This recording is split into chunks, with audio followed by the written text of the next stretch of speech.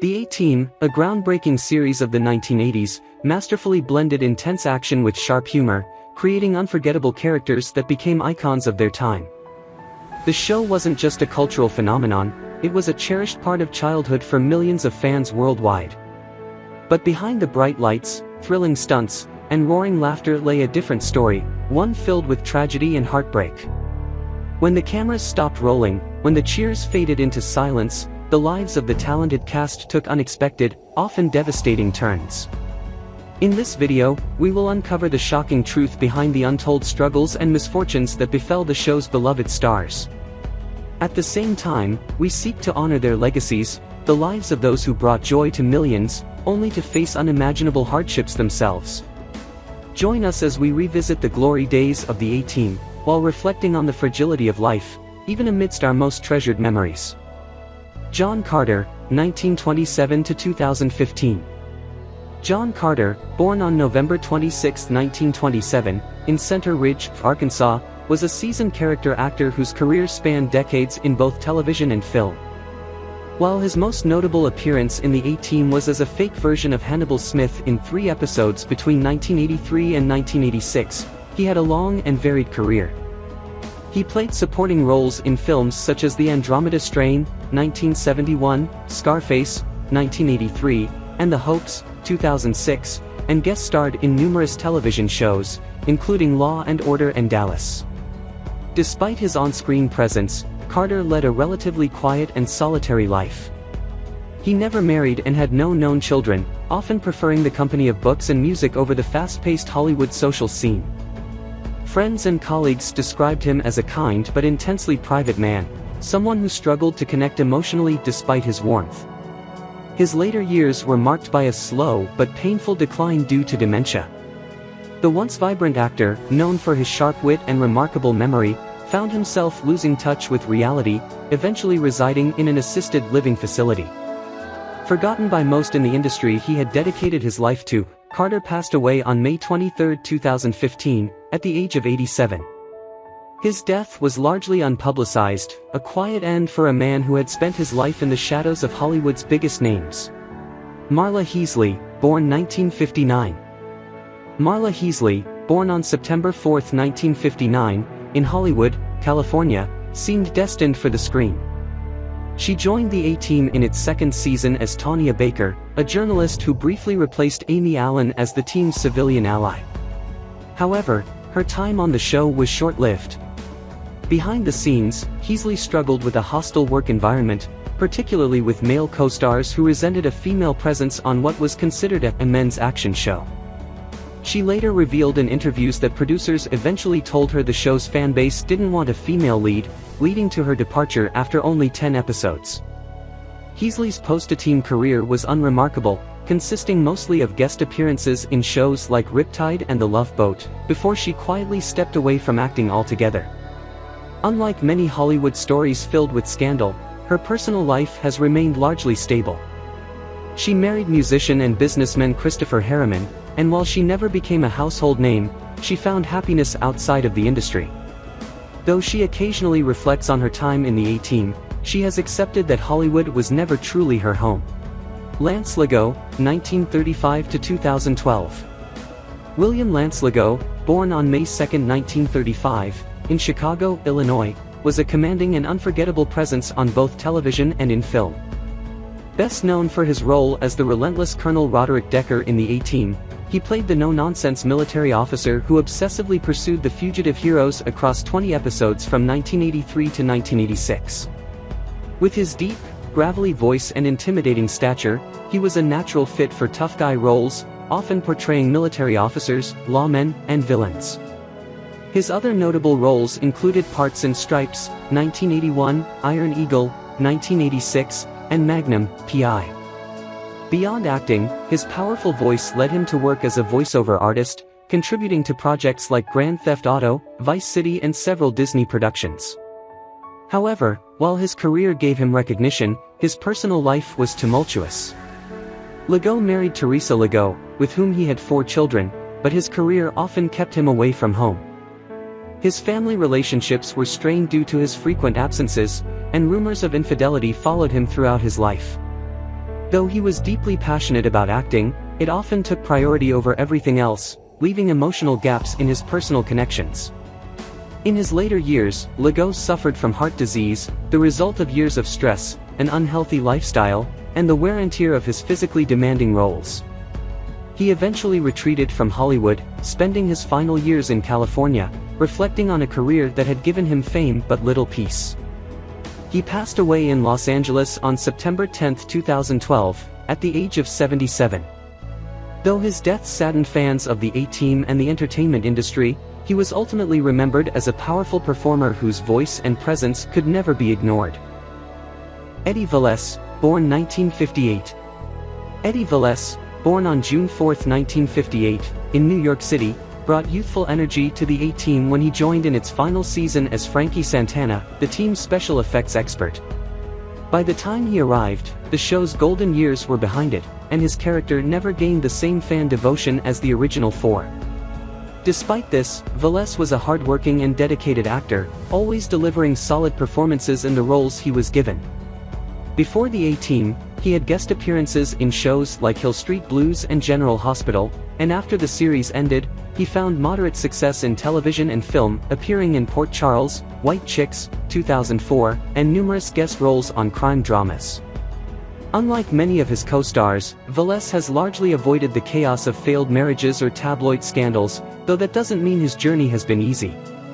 Hollywood's fickle nature has meant long stretches of unemployment, forcing him to reinvent himself repeatedly.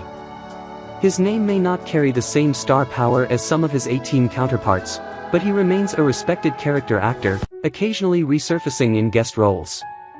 As the years pass, he has settled into a quieter life, away from the high expectations that once loomed over him as the new guy on one of TV's most iconic action series. Robert Vaughn, 1932 to 2016.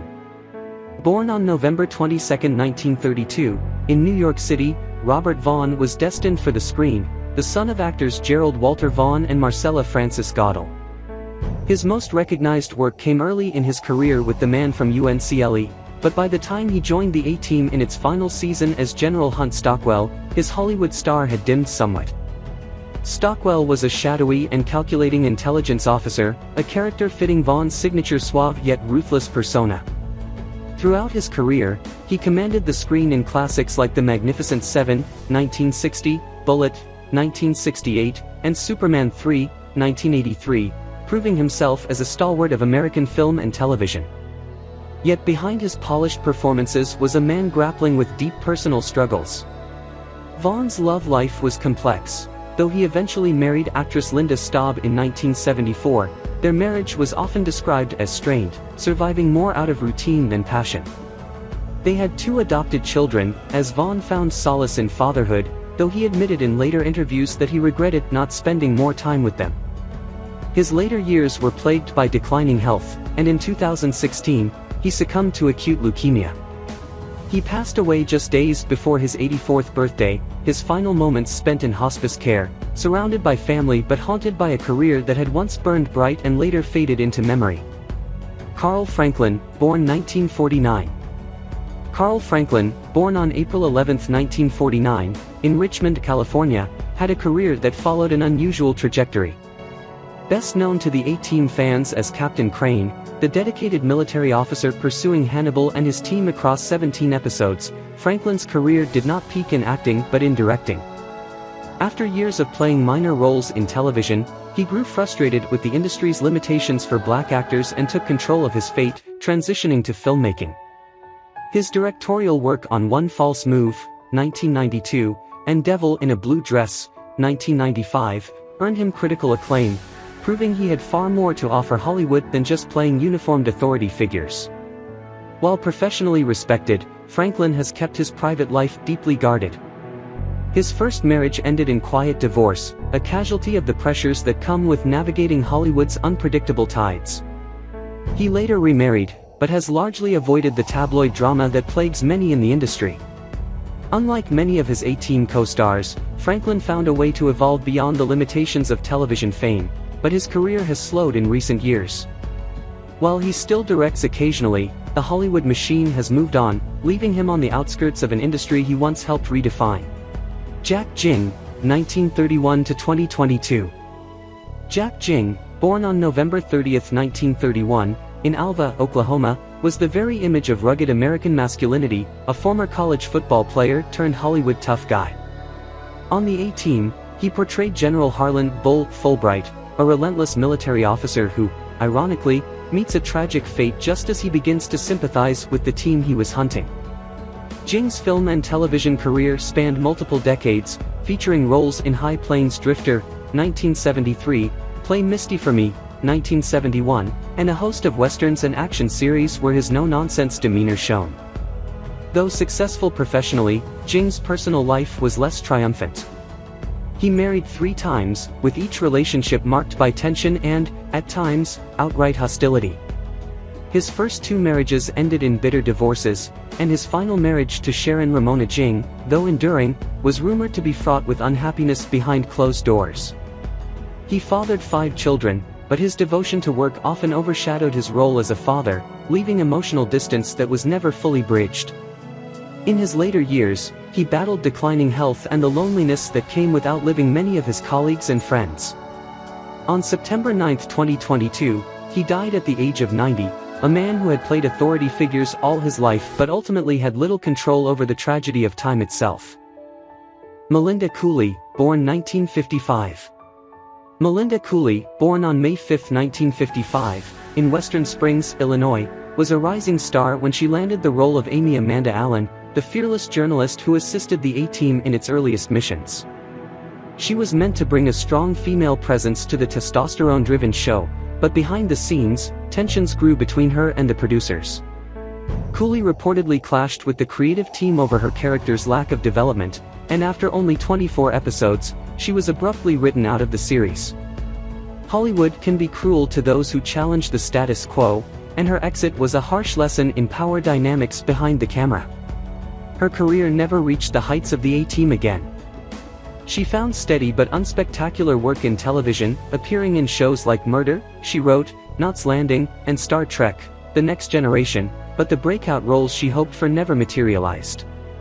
In her personal life, Culea married director Peter Markle, and while their marriage has endured, she has largely faded from the public eye. With no children and a career that never quite fulfilled its early promise, she turned to writing and art in her later years, finding solace in creativity rather than the limelight. George Peppard, 1928 to 1994. Born on October 1, 1928, in Detroit, Michigan, George Peppard was the embodiment of old-school Hollywood charisma, a man who commanded attention both on and off the screen. As Colonel John Hannibal Smith, the fearless and cigar-chomping leader of the A-Team, Peppard delivered one of television's most memorable performances, reveling in his character's love for plans coming together. Before this defining role, he had already made a name for himself with Breakfast at Tiffany's, 1961, where he starred opposite Audrey Hepburn, and The Blue Max, 1966, which cemented his reputation as a leading man. But while Peppard thrived in front of the camera, his personal life was a battlefield. Married 5 times, each union ended in heartbreak, from the bitter divorce with first wife Helen Davies, who bore him 2 children, to his short-lived and tumultuous marriage with actress Elizabeth Ashley. His relationships were marred by his struggles with alcohol and his inability to balance career and intimacy. Professionally, he resented how the A-Team overshadowed his previous work, and his later years were spent chasing projects that never quite materialized. Diagnosed with lung cancer in 1992, Peppard fought valiantly but ultimately succumbed to pneumonia, a complication of his illness, on May 8, 1994. Though gone, he remains immortalized as the leader of one of television's most beloved action teams. Dirk Benedict, born 1945. Dirk Benedict, born on March 1, 1945, in Helena, Montana, embodied smooth-talking charm both on and off the screen. As Templeton Faceman Peck, the charismatic conman of the A-Team, he was the ultimate ladies' man, always dressed sharply and flashing a roguish grin. Before this, he was best known as Starbuck in Battlestar Galactica, 1978, cementing his status as a sci-fi legend. But unlike his A-Team character, who effortlessly charmed his way out of trouble, Benedict's real-life journey was anything but smooth. His romantic life was tumultuous at best. He married actress Toni Hudson in 1986, and they had 2 children, but the marriage ended in a bitter divorce. Benedict has spoken openly about his struggles with Hollywood, claiming that his conservative beliefs and outspoken views on gender politics alienated him from the industry. His health took a frightening turn in the 1970s when he was diagnosed with prostate cancer, a battle he claims to have overcome through holistic medicine and diet, rejecting traditional medical treatments. As the years have passed, his acting roles have diminished, and he has turned to writing and directing, often criticizing modern Hollywood. While still making occasional appearances at fan conventions, Benedict largely lives a reclusive life, clinging to the golden memories of an industry that has long since moved on. Dwight Schultz, born 1947. Dwight Schultz, born on November 24, 1947, in Baltimore, Maryland, took unpredictability and turned it into an art form. As Captain H.M. Howling Mad Murdoch, the wildly eccentric pilot of the A-Team, Schultz captured audiences with his manic energy and comedic brilliance, his character bouncing between madness and genius in a way that made him unforgettable. His chemistry with co-stars, especially Mr. T and Dirk Benedict, gave the show a dynamic that fans adored. Beyond the A-Team, Schultz became known for his portrayal of Lieutenant Reginald Barclay in Star Trek: The Next Generation, a role that allowed him to showcase a different kind of neurotic brilliance. Despite his on-screen success, Schultz's personal life has been less eventful than that of his co-stars, though not without its challenges. He married actress Wendy Fulton in 1983, and while their relationship has endured, his conservative political views and outspoken nature in Hollywood have made his later career difficult. He has often been critical of the industry, and his blunt opinions have cost him roles in a climate where political stances can dictate casting. Though he continues to do voice work, lending his talents to animation and video games, the golden days of his career are behind him. Now in his 70s, he remains active in fan conventions and interviews, embracing his cult status while navigating the quiet reality of Hollywood's selective memory. Mr. T, born 1952. Lawrence Terode, better known as Mr. T, was born on May 21, 1952, in Chicago, Illinois.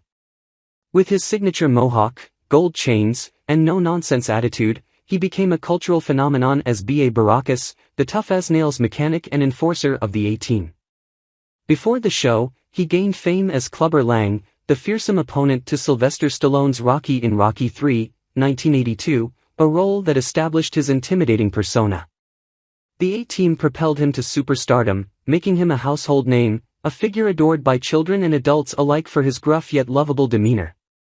Despite his larger-than-life image, Mr. T's personal life has been relatively private, though not without struggles. His career declined after the A-Team, with roles becoming scarce as Hollywood's interest in his over-the-top persona faded. His health took a devastating hit when he was diagnosed with T-cell lymphoma in 1995. The battle with cancer was grueling, but he faced it with the same resilience that defined his public persona. His romantic life has been kept away from the spotlight, but it is known that he fathered multiple children, though details about his relationships remain elusive. In recent years, Mr. T has embraced his legacy, appearing in commercials, making guest appearances, and maintaining his status as a pop culture icon. While his Hollywood career never returned to its peak, his influence remains undeniable. What do you think about the lives, careers, and deaths of the actors from the A-Team, and who do you remember the most? Share your thoughts in the comments below, and don't forget to subscribe to the channel and turn on notifications to catch our latest videos.